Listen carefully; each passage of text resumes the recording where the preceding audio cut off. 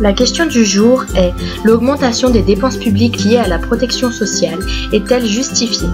Les prestations sociales au sens de l'OCDE regroupent retraite, assurance santé, assurance chômage, allocation familiale, autant de services qu'on résume souvent sous le nom d'État-providence.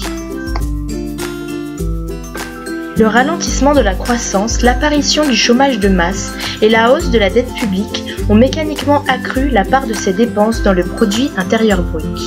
Depuis la fin des années 50, les dépenses de protection sociale ont fortement progressé, passant de 14% du PIB en 1959 à plus de 30% depuis 2010, avec deux principaux postes en progression, les postes vieillesse-survie, qui est passé de 5% à 14%, et les dépenses liées au risque maladie passées de 3 à 9% du PIB.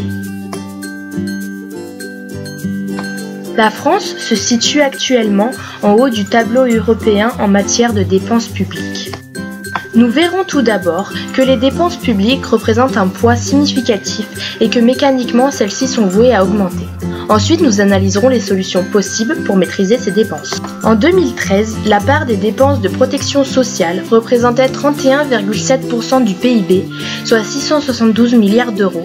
C'est le principal poste de dépenses publiques en France. La part des cotisations salariales dans le financement de la protection sociale en 2013 est de 20,6%. En revanche, la part patronale des cotisations sociales pour la même année est nettement plus élevée que dans la moyenne des pays européens. Elle atteint 45,5% du financement de la protection sociale. On constate donc un cercle vicieux puisque ce type de financement a pour effet un coût du travail élevé et donc une diminution de la demande de travail qui conduit à une augmentation des besoins en termes de dépenses publiques. La vieillesse démographique qui résulte de l'action conjuguée de l'augmentation de l'espérance de vie et d'une natalité réduite est un autre facteur de déstabilisation du financement de la protection sociale dont les effets sont à plus long terme. On voit ainsi une baisse significative du ratio démographique qui passera de 1,82 cotisants pour un retraité à 1,21 en 2050. Ceci aura un impact non négligeable sur le financement des retraites. Afin de pouvoir maîtriser l'augmentation des dépenses publiques liées à la protection sociale, il faudrait distinguer ce qui relève de la solidarité nationale et ce qui relève de l'assurance. L'État devrait définir un panier de soins pris en charge à 100% pour tous les résidents français. L'autre partie des soins non vitaux devrait le relever principalement de l'assurance privée, soit des mutuelles. De plus, il faudrait promouvoir les établissements privés à but non lucratif car ils fonctionnent sans fonctionnaires ni actionnaires.